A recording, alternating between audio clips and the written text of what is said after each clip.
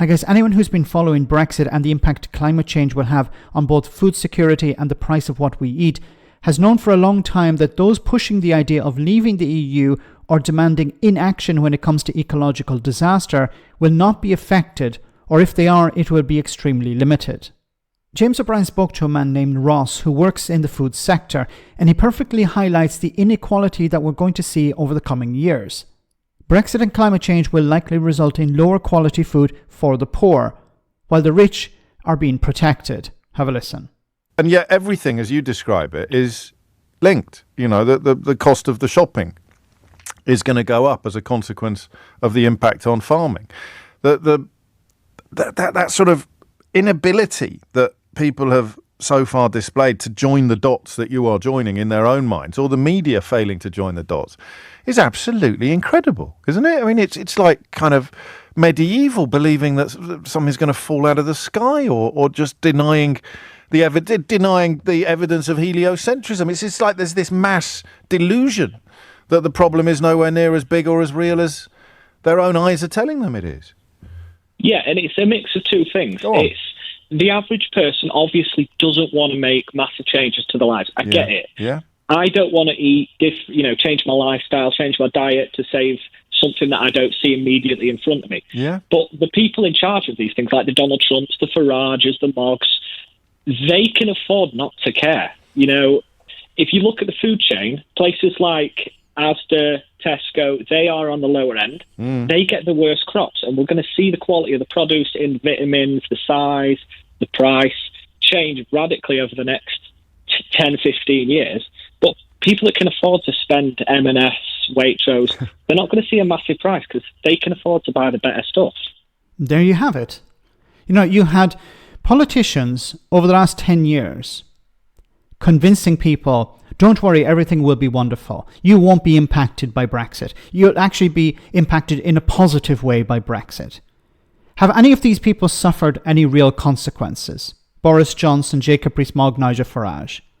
Well, Boris Johnson is no longer a politician, and Nigel Farage is a member of the House of Commons now, and the leader of a party. So some people have suffered some consequences, and others have been promoted. There's another problem, the media.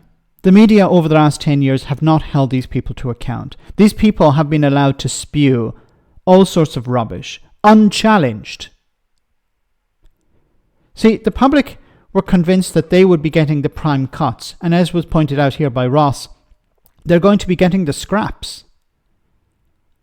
The same people who said Brexit will be wonderful and are not suffering any consequences themselves are telling people, don't worry, everything will be great. You know, you should be actually happy with the scraps. We're all in it together. But as was pointed out, the richest in society and the people who've been pushing these changes are not suffering the consequences. They will never suffer the consequences. Jacob Rees-Mogg has not had to change his lifestyle. Boris Johnson hasn't really had to change his lifestyle, and Nigel Farage certainly hasn't changed his lifestyle. So they're in a very privileged position, and they're pushing policies that is going to damage the environment, damage standards, and damage public health. Because it's not just about cost. The quality of the food is going to be lower. And people are going to get sicker because the quality of the food is lower. And this is going to put greater pressure on the NHS. It's going to damage public health. And what would be the response for more public health expenditure from the likes of Farage, Mogg and Johnson? No, we need to cut it. It's too expensive. So on the one hand, they're pushing for lower regulations, which is going to damage the sector, reduce standards. It's going to make people sicker. And then as the cost of healthcare rises because of that, as a direct result of that, they're saying, no, we don't want to increase expenditure in public health. Privatize the whole lot. These people are not interested in ordinary people. They're interested in profit, in more money for themselves. But I mentioned also the media.